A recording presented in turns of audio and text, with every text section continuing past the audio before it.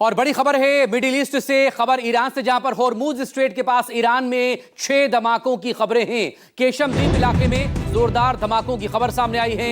IRIB का यह दावा, अमेरिकी हमलों के बाद हुए धमाके।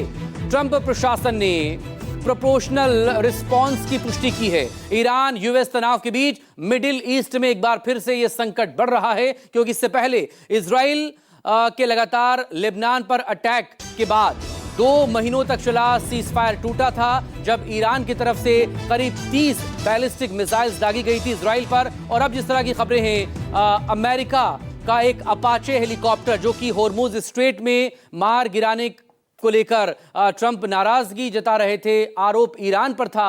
अब उसके बाद ये नए अटैक्स अमेरिका की तरफ से ईरान पर किए गए हैं। हालांकि ईरान के विदेश मंत्री अब्बास अराक्ची की तरफ से साफ किया गया, यानी कि ईरान की तरफ से, कि इस अपाचे हेलीकॉप्टर के अटैक पर उनका कोई हाथ नहीं था। लेकिन इसके बाद अमेरिका की तरफ से अटैक वहां पर किए गए। बंदर अब्बास समेत कई इलाकों में धमाके की खबरें हैं। हमले के बाद पूरे इलाके में अलर्ट है, एक दहशत का माहौल, क्योंकि अब लगातार विस्फोटों से दहशत वहां पर हो रही है। जो ईरानी न्यूज एजेंसी है उसके मुताबिक दक्षिणी ईरान के मिनाब में भी अमेरिकी हमले की खबर वहां से निकलकर सामने आई है।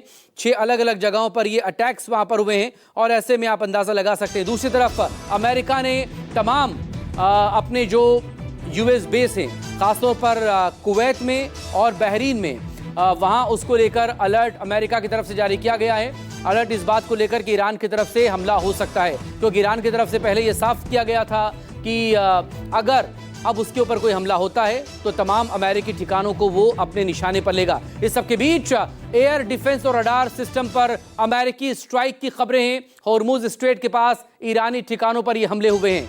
अमेरिकी स्ट्राइक सिरिक मिनाब में भी हुई है। इस तरह की खबरें वहां से निकलकर सामने आ रही हैं ईरानी मीडिया एजेंसीज के हवाले से। इस सबके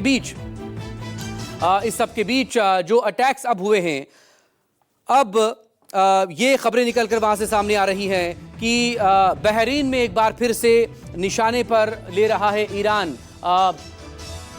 अमेरिकी नेवी के 5th फ्लीट को। तो मिडिल ईस्ट में एक बार फिर से तनाव बढ़ रहा है ऐसे वक्त में, जबकि लंबे वक्त तक सीजफायर चला।